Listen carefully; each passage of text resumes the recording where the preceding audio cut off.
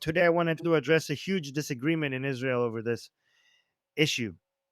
This disagreement is now pretty obvious because last time I checked, the polls actually suggest that maybe most Israelis disagree with me on this.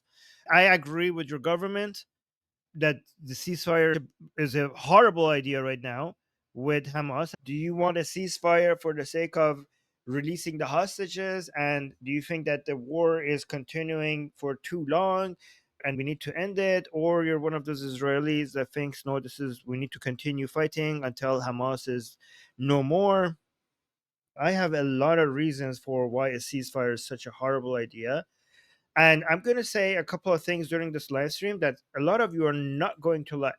Some really hard to accept realities that we have to choose between multiple horrible options. My understanding, based on listening to a lot of Israelis, is that the main reason why some Israelis are pushing for ceasefire right now in Israel, there are protests. There are even many military officials that are pushing the government, trying to get the government to stop the war. There are even some people from Israel that are trying to contact Trump, trying to get Trump to get Netanyahu to stop the war. Netanyahu is not only not going for a ceasefire, he's doubling down. He wants to capture all of Gaza, including the places that Israel hasn't controlled before, basically taking everything. So, for the first reason, in my previous shows, I explained that Hamas, from their perspective, just try to put yourself in Hamas's shoes. I always told you I don't understand why Hamas would ever, for their own survival sake, release all the hostages. Think about it. If they release all the hostages, what would be the barrier between them and the IDF and Israel just basically coming in and absolutely destroying them? A lot of people criticize Israel for not finishing the job with Hamas, even though, in my opinion, Israel has done unbelievably amazing with Hamas. The amount of success they had with Hamas in under 2 years has been extraordinary. So, given how many of the main leaders of Hamas are gone now, Israel has performed really well. The expectations are so high that people ask why Hamas is still here after 2 years. The amount of success they have had against Hamas is unbelievably high in such a short amount of time. One reason why Hamas is still in power is because of the hostages. The hostages makes it very complicated for Israel to just finish the job with Hamas. And if the hostages were not there, Israel would have done a lot more eliminating Hamas in more places. Many times it has to avoid doing certain things that could potentially put the hostages at risk. But you understand that if Hamas a ceasefire agreement, that you release the remaining hostages, and then Israel will do this and that, including leaving you alone and not annihilating you. Once the hostages are free, the piece of paper that has been signed is not going to hold Israel back. It shouldn't hold Israel back. An agreement with the people who committed the genocidal act of October 7th, and now the last barrier between you and them has been removed, and you could go and end these evil. Once the last barrier is removed, Israel is going to not go after every single one of them, because Hamas is going to hold a piece of paper like, hey, I know I came and killed so many of your citizens and civilians, but look at this paper that we signed. Please don't come and annihilate me. Obviously, Israel would not do that. Israel should not do that. Israel, when there is no hostages, Israel should feel free to just go do whatever it wants with Hamas. Hamas knows a ceasefire is not going to hold Israel back. And because Hamas knows that, it would be insane to release all the hostages, because that would be the end of them. If Hamas releases all the hostages, that shouldn't be the end of the war. That should be the beginning of the main operations, because there's nothing left between you and the people who did October 7th. And because Hamas knows that, it's very unlikely for Hamas to release the hostages, the remaining ones. And no ceasefire is going to bring them home. There is a lot of people in Israel are protesting, do a ceasefire. I don't understand Israelis who say that. They haven't yet learned from their own history. If you're saying that, you haven't discovered the nature of the enemy that you're fighting.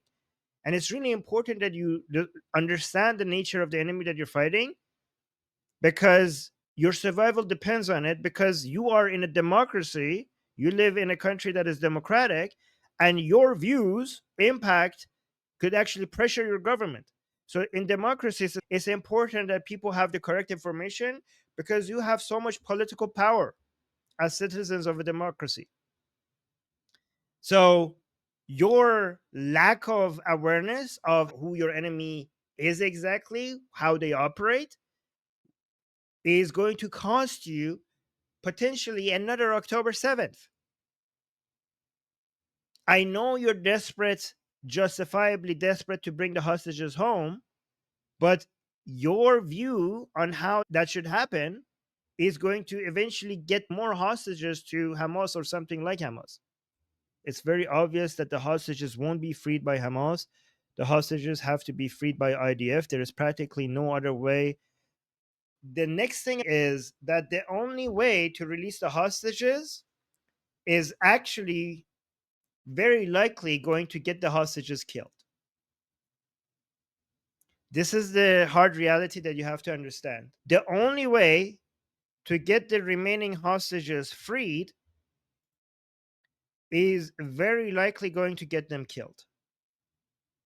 Because the only way to actually get them freed is not a ceasefire agreement, because they're not going to free them. The only way to actually get them freed is to just go get full control of the area and just go in every place in Gaza, even the places that you haven't been, and just control the entire area and fight Hamas to the very end and release the hostages that way. But unfortunately, when you do that, Hamas is very likely going to take out the hostages before Israel get them gets them freed. Unfortunately, they're probably going to die unless Israel pulls off something that is unbelievably miraculous.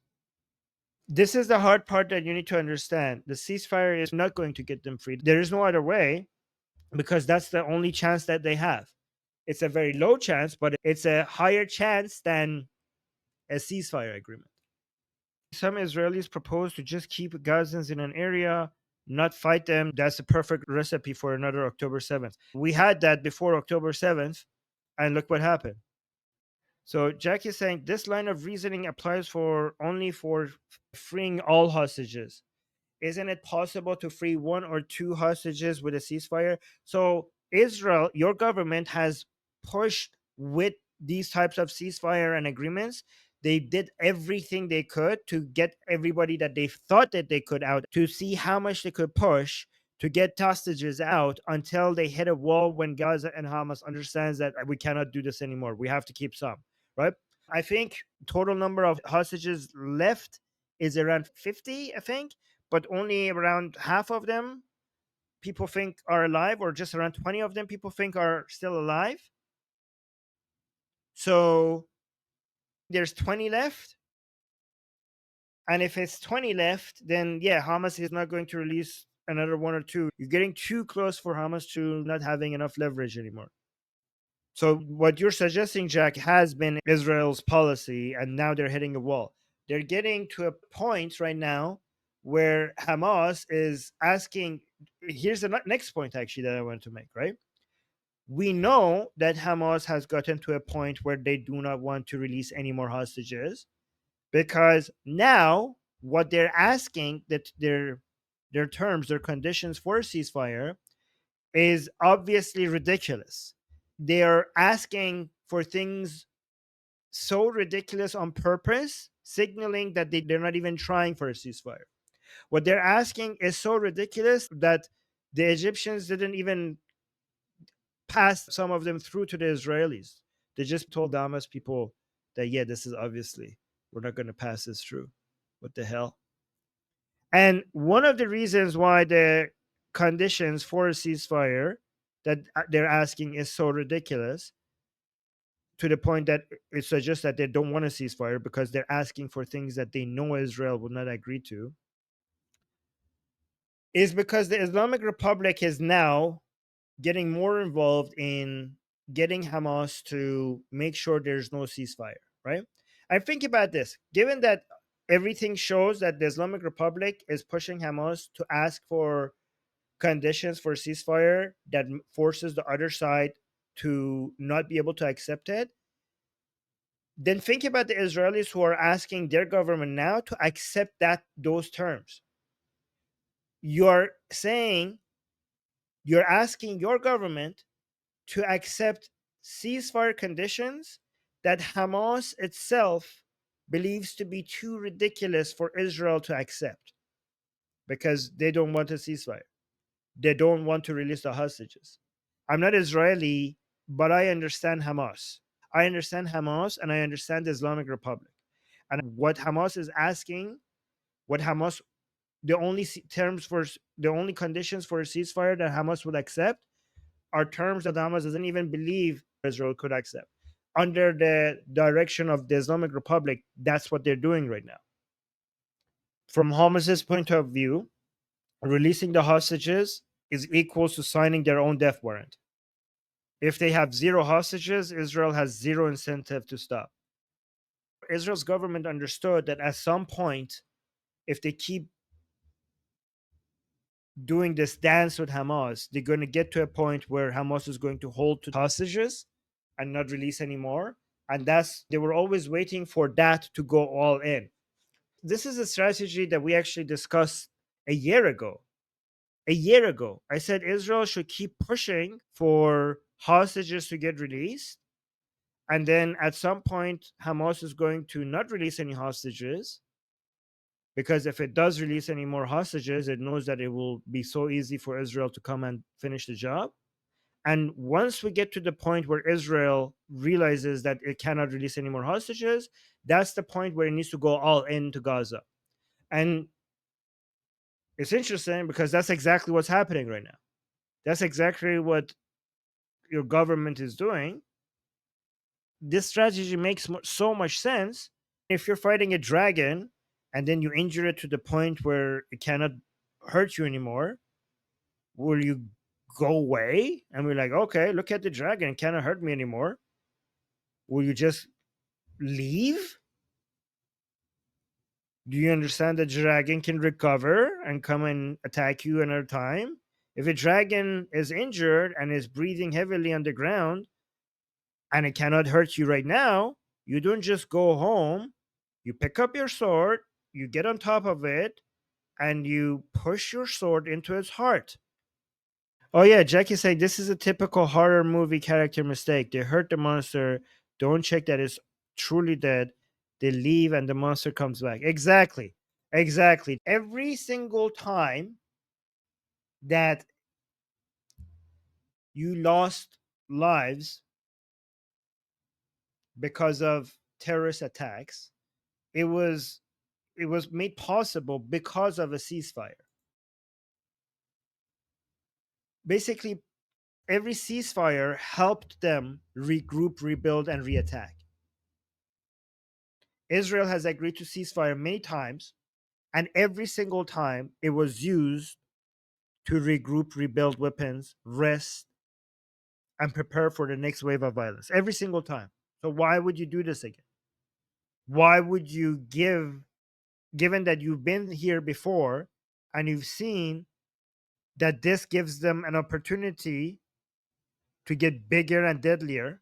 Why would you I mean, even October 7th happened after months of relative peace, which during that time, Hamas was building tunnels, stockpiling weapons, training fighters, and then that peace was what gave them the opportunity to do the worst massacre in Israel's history.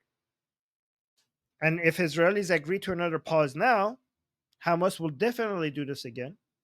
They have said that they will do it again. They'll rearm, with the help of the Islamic Republic. If you want peace, you fight. If you want peace, you fight. Ceasefires with terrorists doesn't bring you long lasting peace. Destroying your enemies brings you long lasting peace. People often mistake ceasefire with peace. Ceasefire is not peace. Peace is when your enemy is not there anymore because you destroyed them. That's what peace looks like. Also, one more point is that ceasefire means that terrorism works. You're basically showing that if you want to get your way, just do as much massacre and kidnapping as possible, and that will give you leverage. Just come and kidnap Israelis, that will give you leverage. Just kidnap more. We all know this. Negotiating with terrorists will just mean more terrorism. Everything you would give to Hamas over a ceasefire deal is because they kidnapped Israelis. What do you think that will signal to other terrorists? If you want to get your way, kidnap more Israelis. Terrorism works. That's a ceasefire is a signal to all the radicals out there that terrorism works. Please share this stream with people. I think I give you the best arguments against a ceasefire in this live stream. If you know people who want a ceasefire, this stream covered a complete list of the reasons why that's a horrible idea.